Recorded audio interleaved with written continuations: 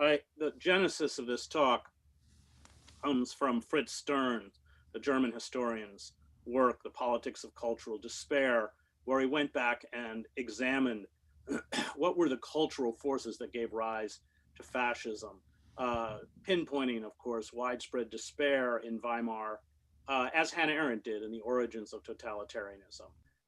And so that is really what I was exploring in my last book, America, the Farewell Tour, where I looked at these self-destructive pathologies that are rippling across the country caused by despair. And that's the focus of the talk this morning. The physical and moral decay of the United States and the malaise it has spawned have predictable results.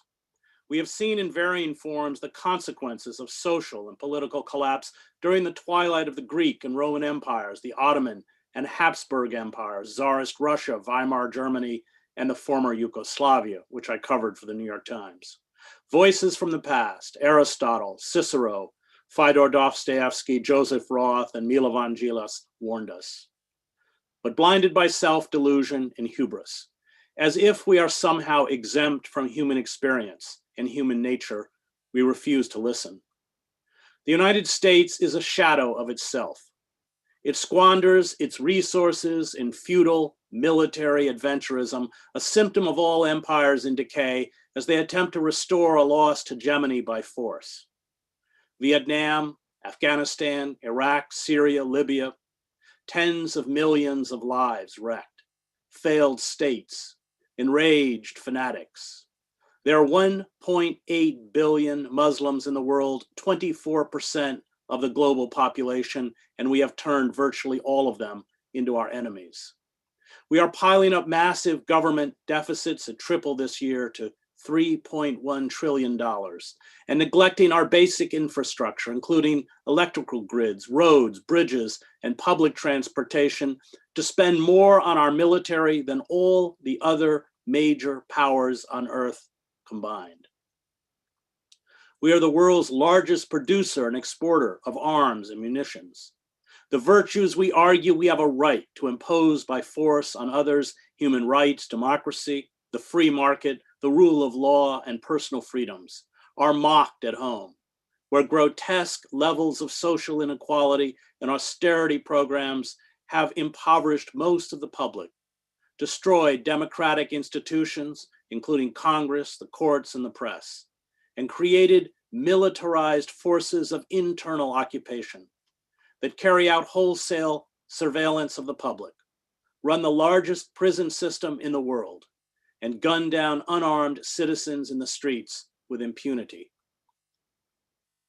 The American burlesque, darkly humorous, with its absurdities of Donald Trump, fake ballot boxes, conspiracy theorists who believe the deep state and Hollywood run a massive child sex trafficking ring, Christian fascists that place their faith in magic Jesus and teach creationism as science in our schools, 10-hour-long voting lines in states such as Georgia, militia members planning to kidnap the governors of Michigan and Virginia and start a civil war is also ominous, especially as we ignore the accelerating ecocide.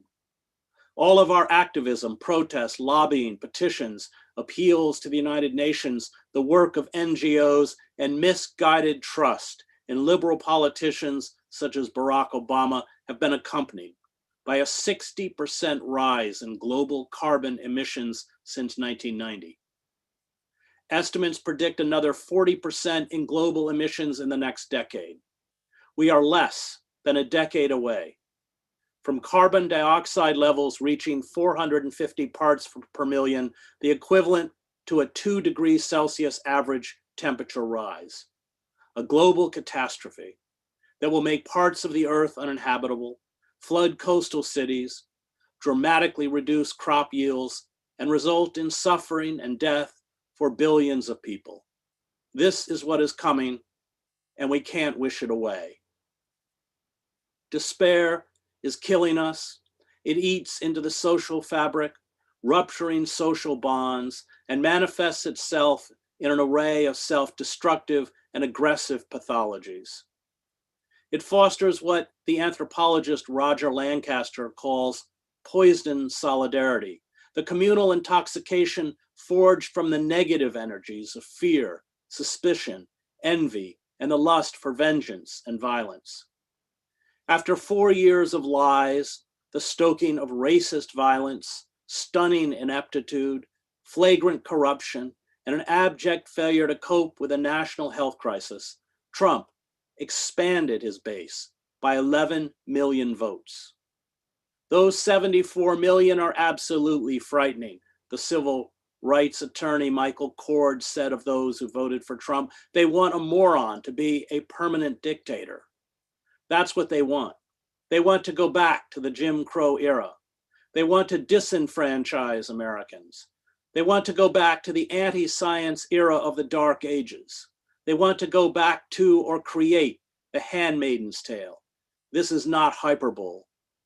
Worse, 70% of Trump voters, 51 million Americans, believe that, quote, radical left Democrats, end quote, and anti-Trump election officials rigged the elections through various forms of voter fraud, including Venezuelan voting software and counterfeit mail-in ballots to steal the election. 126 Republican House members joined a lawsuit filed by 18 Republican state attorneys general asking the US Supreme Court to overturn Biden's victory. The majority of Republican senators refused to acknowledge the election results following the November vote. Trump may be gone, but he leaves behind a party that is openly authoritarian, dismissive of democratic norms, and attempted to carry out a coup. Electors from the Electoral College were forced in many states to deliver their votes to state legislatures under armed guard. Armed protesters surrounded the home of Democratic Michigan Secretary of State Jocelyn Benson, demanding that she, quote, stop the steal of the election from the president. 700 members of the white nationalist group, the Proud Boys, took over streets in Washington last weekend to protest the theft of the election, leading to more than 36 arrests, 4 stabbings, 4 Black churches being vandalized, and Black Lives Matter banners and signs ripped down and burned. Nations in terminal decline, as Sigmund Freud understood, embrace the death instinct, no longer sustained by the comforting illusion of inevitable human progress. They lose the only antidote to nihilism. No longer able to build, they confuse destruction with creation. They descend into an atavistic savagery, something not only Freud, but Joseph Conrad and Primo Levi knew lurks beneath the thin veneer of civilized society. Reason does not guide our lives. Reason, as Schopenhauer puts it, echoing Hume, is the hard-pressed servant of the will. Men are not gentle creatures who want to be loved and who at the most can defend themselves if they are attacked, Freud wrote. They are, on the contrary, creatures among whose instinctual endowments is to be reckoned a powerful share of aggressiveness.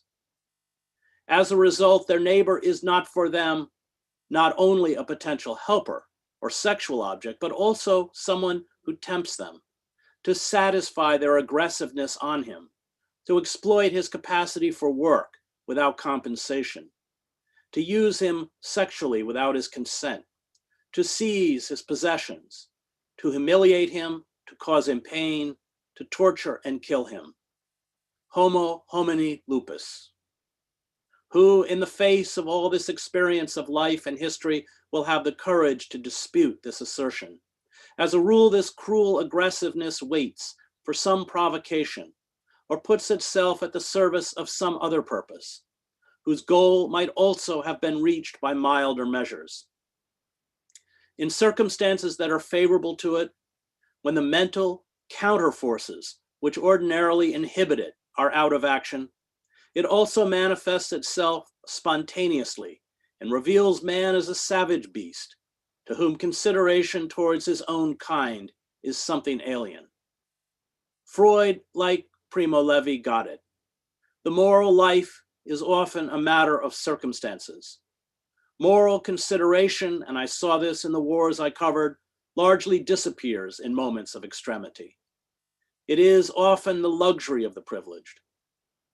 10% of any population is cruel no matter what, and 10% is merciful no matter what, and the remaining 80% can be moved in either direction, Susan Sontag said. To survive, it was necessary, Levy wrote of life in the death camps, to, quote, throttle all dignity and kill all conscience, to climb down into the arena as a beast against other beasts, to let oneself be guided by those unsuspected subterranean forces which sustain families and individuals in cruel times. It was, he wrote, a Hobbesian life, a continuous war of everyone against everyone. Varlam Shalamov, imprisoned for 25 years in Stalin's gulags, was equally pessimistic.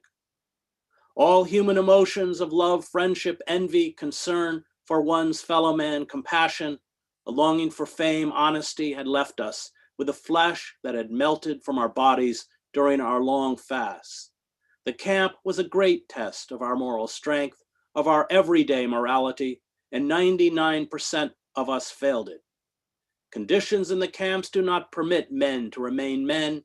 That is not what camps were created for.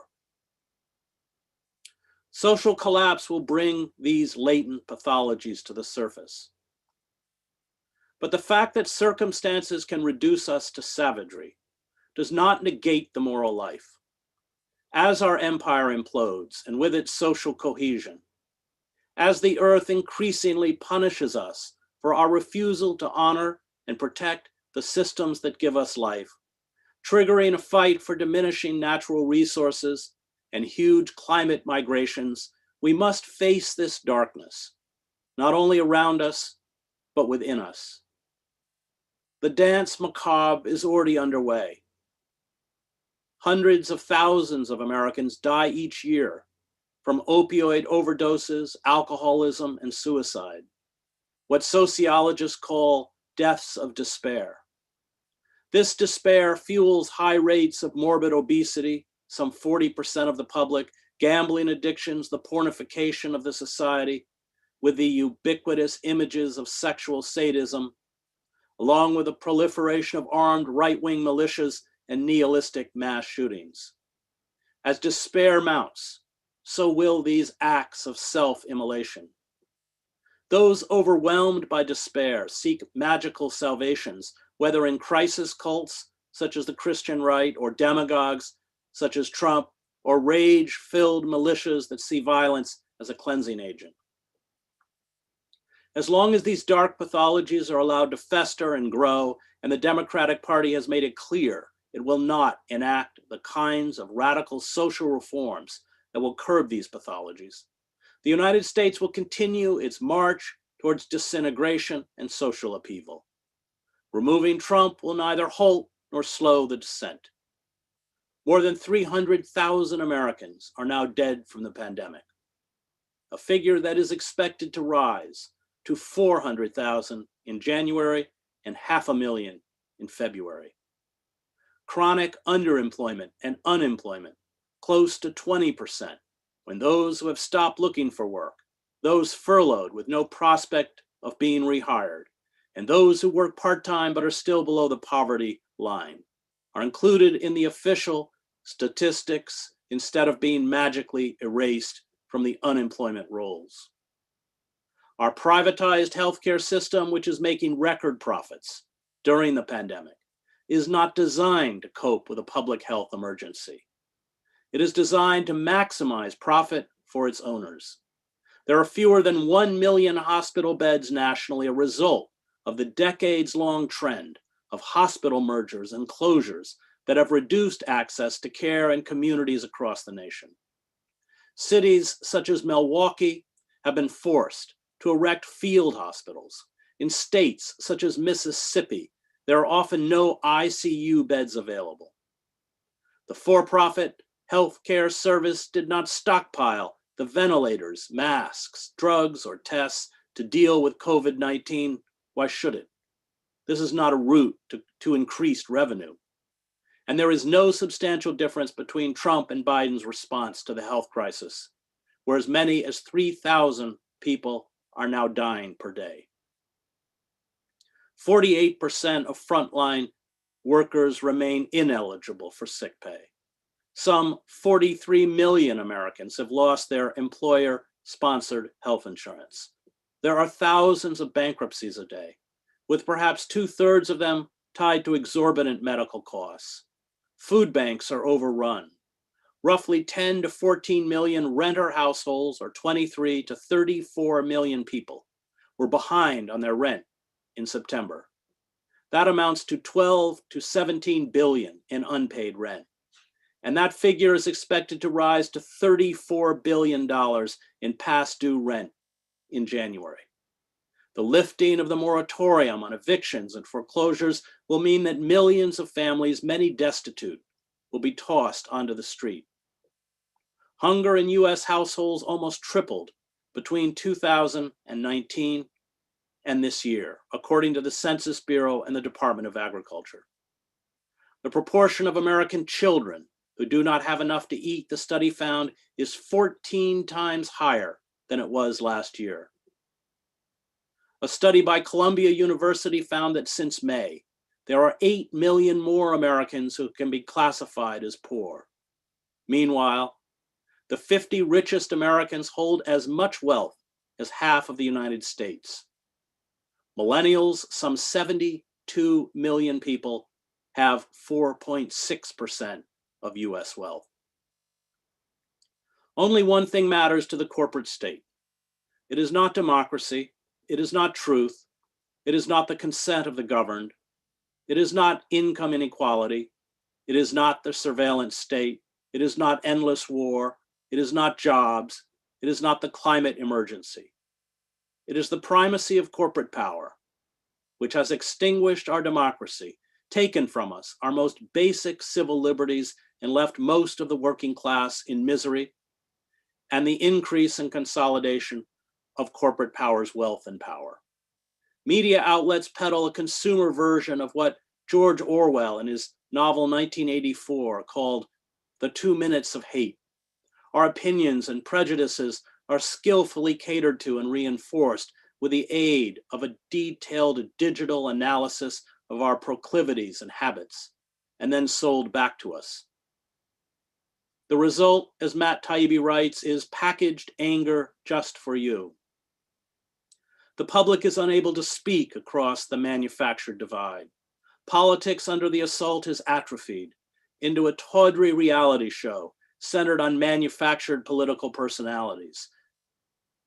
Civic discourse has been poisoned by invective and lies. Power, meanwhile, is left unexamined and unchallenged. Political coverage is modeled, as Taibbi points out, on sports coverage. The sets look like the sets on Sunday NFL Countdown. The anchor is on one side. There are 4 commentators, 2 from each team, around him.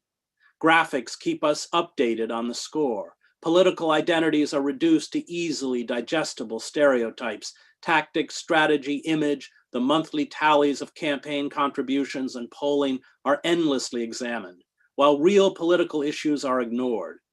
It is the language and imagery of war. This coverage masks the fact that on nearly all the major issues, the 2 ruling political parties are in complete agreement. The deregulation of the financial industry, trade agreements, the militarization of police, and the Pentagon has transferred more than $7.4 billion in excess military gear and hardware to nearly 8,000 federal and state law enforcement agencies since 1990. The explosion in the prison population, deindustrialization, austerity, support for fracking and the fossil fuel industry, the endless wars in the Middle East, the bloated military budget, the control of elections and mass media by corporations, and the wholesale government surveillance of the population. And when the government watches you 24 hours a day, you cannot use the word liberty. That's the relationship between a master and a slave. All have bipartisan support. And for this reason, these issues are almost never discussed. The goal is to pit demographic against demographic. This stoking of antagonism is not news. It is entertainment, driven not by journalism, but marketing strategies to increase viewership and corporate sponsors. News divisions are corporate revenue streams competing against other corporate revenue streams. The template for news, as Taibbi writes in his book, Hate Inc., the cover of which has Sean Hannity on one side and Rachel Maddow on the other, is the simplified morality play used in professional wrestling. There are only two real political positions in the United States. You love Trump or you hate him, which comes from the playbook of professional wrestling. But if you voted for Biden and the Democratic Party, you did vote for something. You voted to endorse the humiliation of courageous women, such as Anita Hill, who confront their abusers. You voted for the architects of the endless wars in the Middle East. You voted for the apartheid state of Israel. You voted for wholesale surveillance of the public by government intelligence agencies and the abolition of due process and habeas corpus. You voted for austerity programs, including the destruction of welfare and cuts to Social Security. You voted for NAFTA, free trade deals, deindustrialization, a real decline in wages, the loss of hundreds of thousands of manufacturing jobs, and the offshoring of jobs to underpaid workers who toil in sweatshops in Mexico, China, or Vietnam. You voted for the assault on teachers and public education and the transfer of federal funds to for-profit and Christian charter schools. You voted for the doubling of our prison population, the tripling and quadrupling of sentences, and huge expansion of crimes meriting the death penalty. You voted for militarized police who gunned down poor people of color with impunity. You voted against the new Green Deal, the Green New Deal, and immigration reform. You voted for the fracking industry. You voted for a segregated public school system in which the wealthy receive educational opportunities and poor people are denied a chance. You voted for punitive levels of student debt and the inability to free yourself of those debt obligations, even if you file for bankruptcy. You voted for deregulating the banking industry and the abolition of Glass-Steagall. You voted for the for-profit insurance and pharmaceutical corporations and against universal health care. You voted for defense budgets that consume more than half of all discretionary spending.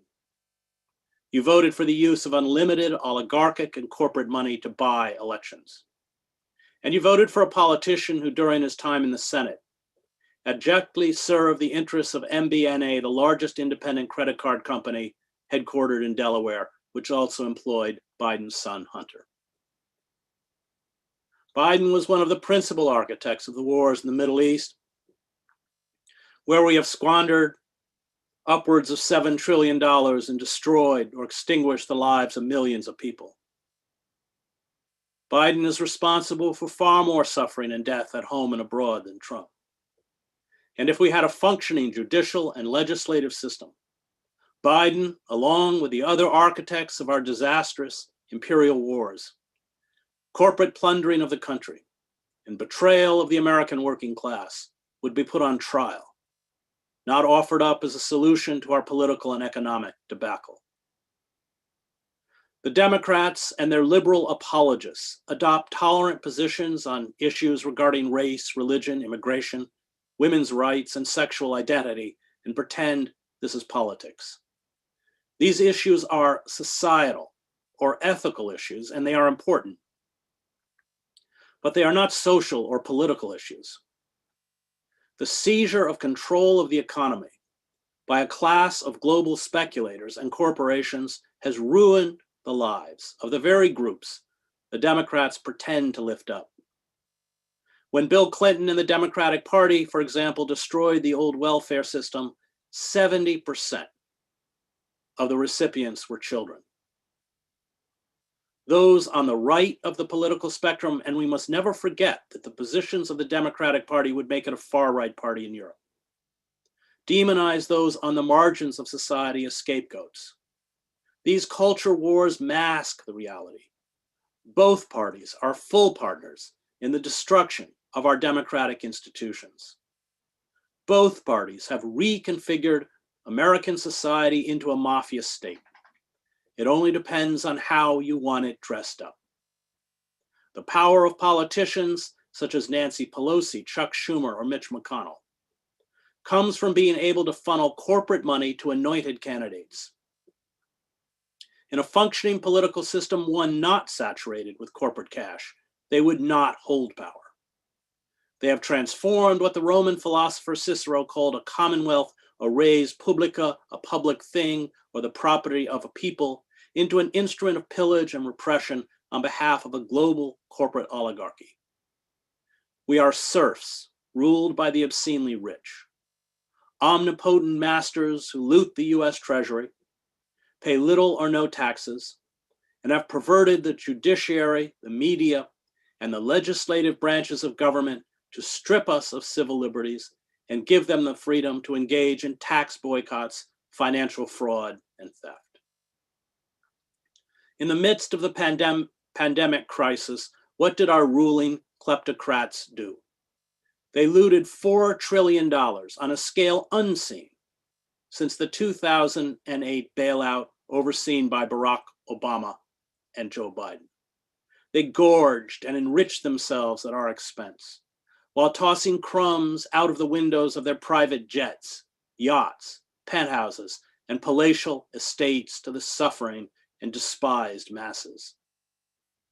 The CARES Act handed trillions in funds or tax breaks to oil companies, the airline industry, which alone got $50 billion in stimulus money, the cruise ship industry. It gave a $170 billion windfall to the real estate industry.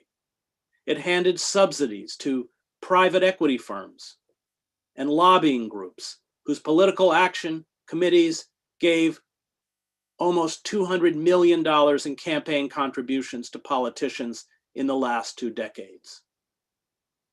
It bailed out the meat industry and corporations that have moved offshore to avoid US taxes. The act allowed the largest corporations to gobble up money that was supposed to keep small businesses solvent to pay workers. It gave 80% of tax breaks under the stimulus package to millionaires and allowed the wealthiest to get stimulus checks that averaged $1.7 million. The CARES Act also authorized $454 billion for the Treasury Department's Exchange Stabilization Fund, a massive slush fund doled out by Trump cronies to corporations that, when leveraged 10 to 1, can be used to create a staggering $4.5 trillion in assets. The act authorized the Fed to give $1.5 trillion in loans to Wall Street, which no one expects will ever be paid back. And American billionaires have gotten $434 billion richer since the pandemic. Jeff Bezos, the richest man in the world, whose corporation Amazon paid no federal taxes last year, alone added over $70 billion to his personal wealth since the pandemic started. And during this same time, 55 million Americans have lost their jobs. The molding of the public into warring factions works commercially, it works politically. It destroys, as it is designed to do, class solidarity, but is also a recipe for social disintegration. It propels us toward the kind of Hobbesian world Primo Levi and Sigmund Freud warned us about. I watched competing ethnic groups in the former Yugoslavia retreat into antagonistic tribes. They seized rival mass media outlets and used them to spew lies, mythological narratives exalting themselves, along with the vitriol and hate against the ethnicities they demonized. This poisoned solidarity, which we are replicating, pumped out month after month in Yugoslavia, destroyed the capacity for empathy, perhaps the best definition of evil, and led to a savage fratricide. The United States, awash in military-grade weaponry, is already plagued by an epidemic of mass shootings. There are death threats against critics of Trump, including Representative Ilhan Omar. There was an aborted plot by 13 members of a right-wing militia group to kidnap and perhaps assassinate the governors of Michigan and Virginia and start a civil war.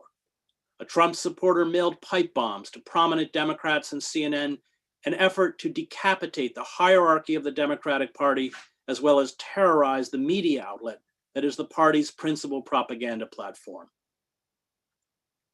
The spark that usually sets such tinder ablaze is martyrdom.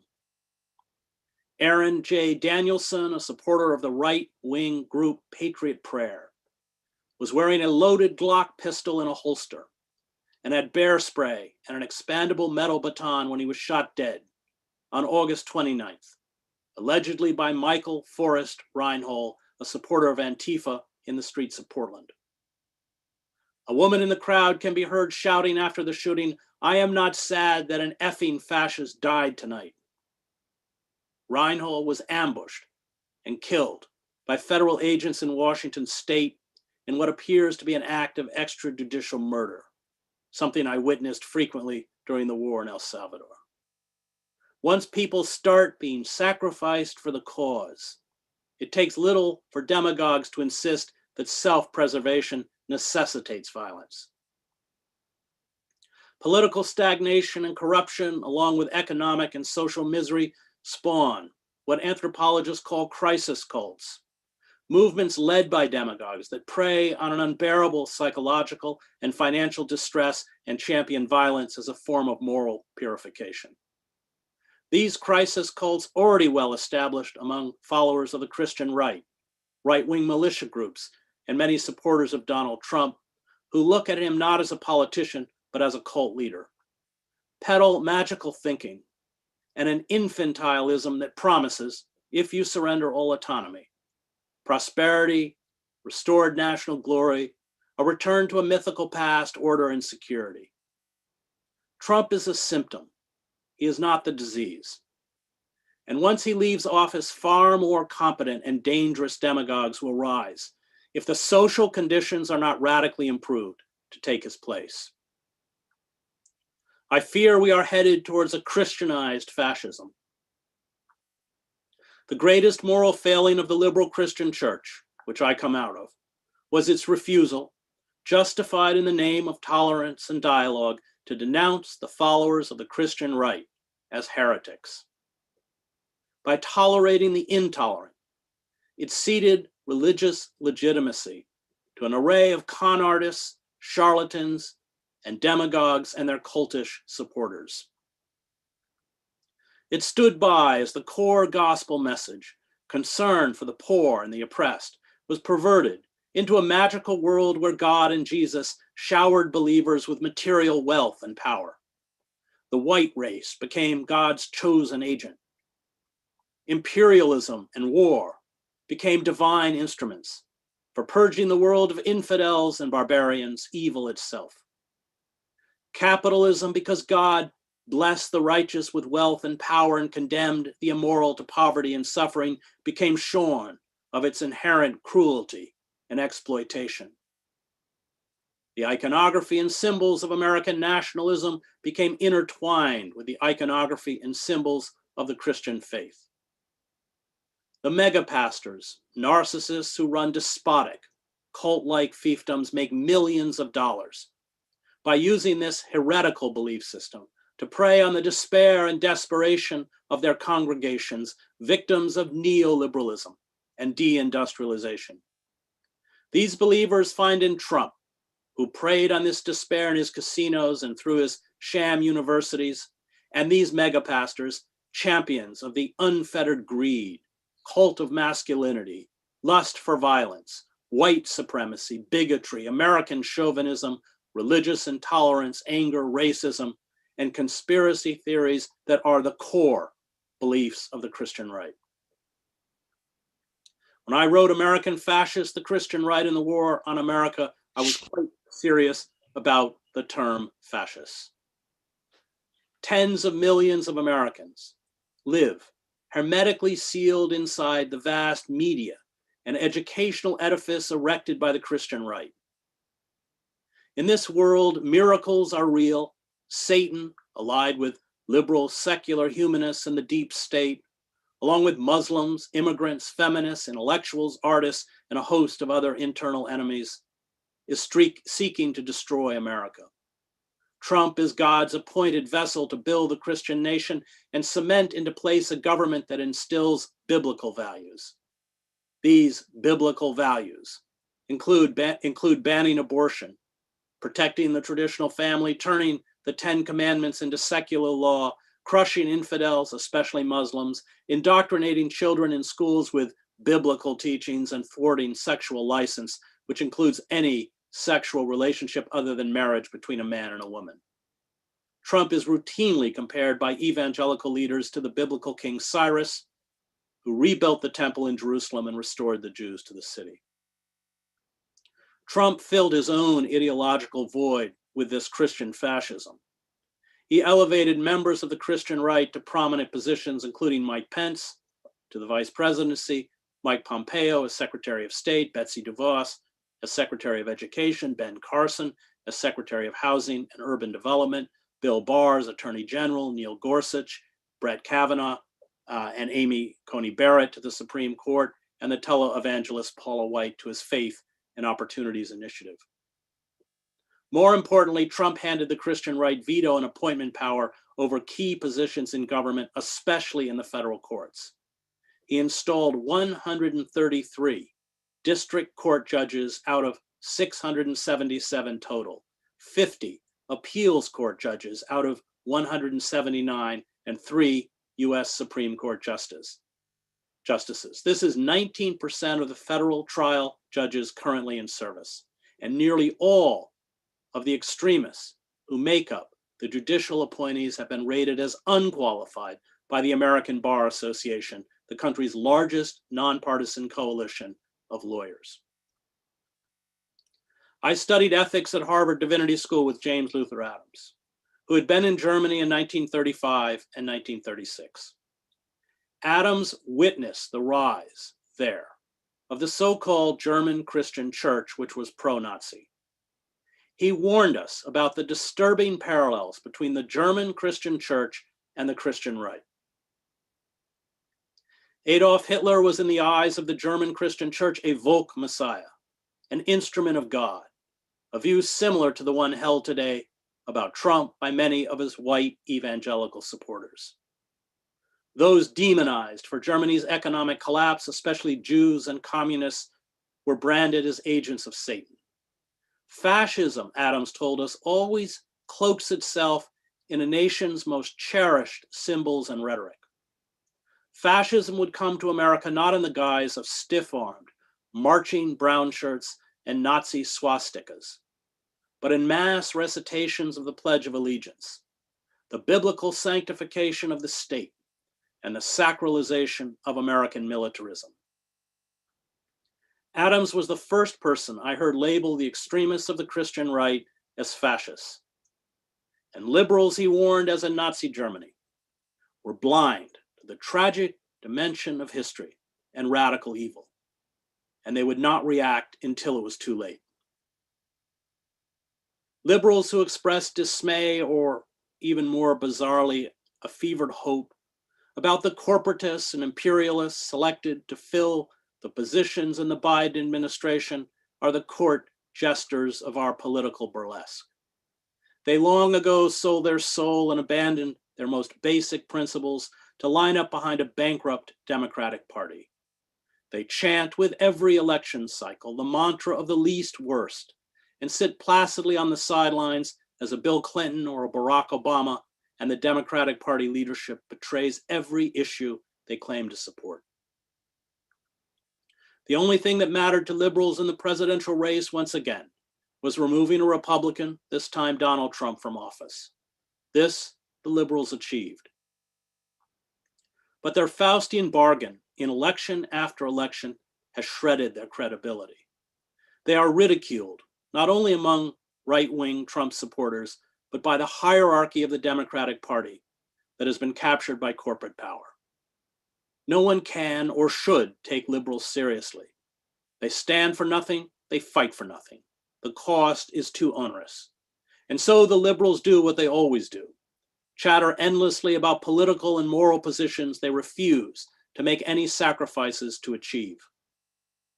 Liberals, largely comprised of the professional, managerial class that dutifully recycles and shops for organic produce and is concentrated on the two coasts, have profited from the ravages of neoliberalism. They seek to endow it with a patina of civility, but their routine and public humiliation has ominous consequences. It not only exposes the liberal class as hollow and empty, it discredits the liberal democratic values they claim to uphold. Liberals should have abandoned the Democratic Party when Bill Clinton and political hacks such as Biden transformed the Democratic Party into the Republican Party and launched a war on traditional liberal values and left-wing populism. They should have defected by the millions to support Ralph Nader and other Green Party candidates. This defection, as Nader understood, was the only tactic that could force the Democrats to adopt parts of a liberal and left-wing agenda and save us from the slow-motion corporate coup d'etat. Fear is the real force behind political change, not oily promises of mutual goodwill. Short of this pressure, this fear, especially with labor unions destroyed, there is no hope. And now we will reap the consequences of the liberal class's moral and political cowardice. The Democratic Party elites are reveling in taunting liberals, as well as left-wing populists who preach class warfare and supported Bernie Sanders. How are we supposed to interpret the appointment of Anthony Blinken, one of the architects of the wars in Iraq and Afghanistan, and a supporter of the apartheid state in Israel? Or as Secretary of State, or John Kerry, who championed the massive expansion of domestic oil and gas production, largely through fracking, and according to Barack Obama's memoir, worked doggedly to convince those concerned about the climate crisis to, and I quote, offer up concessions on subsidies for nuclear power, industry, and the opening of additional US coastlines to offshore oil drilling as the new climate policy czar. Or Brian Deese, the executive who was in charge of the climate portfolio at BlackRock, which invests heavily in fossil fuels, including coal, and who served as a former Obama economic advisor who advocated austerity measures to run the White House's economic policy. Or Neera Tanden, for director of the Office of Management and Budget, who as the president of the Center for American Progress raised millions in dark money from Silicon Valley and Wall Street while relentlessly ridiculing Bernie Sanders and his supporters on cable news and social media, and who proposed a plank in the Democratic platform calling for the bombing of Iran. The Biden administration will resemble the ineffectual German government formed by Franz von Papen in 1932 that sought to recreate the Ancien regime, a utopian conservatism that ensured Germany's drift into fascism. Biden, bereft like von Papen of new ideas and programs, will eventually be forced to employ the brutal tools Biden as a senator was so prominent in creating to maintain social control. Wholesale surveillance, a corrupt judicial system, the world's largest prison system, and police that have been transformed into lethal paramilitary units. Those that resist as social unrest mounts will be attacked as agents of a foreign power and censored, as many already are being censored, including through algorithms and deplatforming on social media. The most ardent and successful dissidents, such as Julian Assange, will be criminalized. The shock troops of the state, already ideologically bonded with the neo-fascists on the right, will hunt down and wipe out an enfeebled and often phantom left, as we saw in the chilling state assassination of Reinhold, who was unarmed and standing outside an apartment complex in Lacey, Washington, when he was shot multiple times. Compare the gunning down of Reinhold by federal agents to the coddling of Kyle Rittenhouse, the 17-year-old accused of killing 2 protesters and injuring a third on August 25th in Kenosha, Wisconsin. Police officers moments before the shooting are seen on video thanking Rittenhouse and other armed right-wing militia members for coming to the city and handing them bottles of water. Rittenhouse is also seen in a video walking toward police with his hands up after his shooting spree as protesters yell that he has shot several people. Police nevertheless allow him to leave. Rittenhouse's killings have been defended by the right, including Trump, and he has received hundreds of thousands of dollars in donations for his legal fees and been released on a $2 million bail.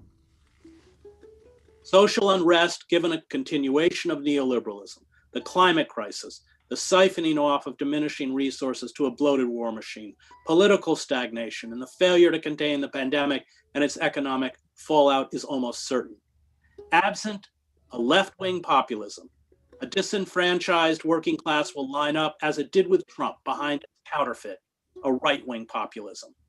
The liberal elites will, if history is any guide, justify state repression as a response to social chaos in the name of law and order. That they too are on the Christian right and the corporate state's long list of groups to be neutralized will become evident to them when it is too late. All the pieces are in place for our own descent into what I expect will be a militarized, Christianized fascism, political dysfunction, a bankrupt and discredited liberal class, massive and growing social inequality, a grotesquely rich and tone-deaf oligarchic elite, the fragmentation of the public into warring tribes, widespread food insecurity and hunger, chronic underemployment and unemployment and misery, all exacerbated by the failure of the state to cope with the crisis of the pandemic, will combine with the rot of civil and political life to create a familiar cocktail leading to authoritarianism and fascism. The constant barrage of vitriol and fabulous conspiracy theories will, I fear, embolden extremists to carry out political murder, not only of mainstream Democrats, Republicans. Trump is accused of betrayal, such as the Georgia Governor Brian Kemp, and those targeted as part of the deep state, but also those at media outlets, such as CNN or the New York Times, that serve as propaganda arms for the Democratic Party. Once the Pandora's box of violence is opened, it is almost impossible to close. Martyrs on one side of the divide demand martyrs on the other. Violence becomes the primary form of communication.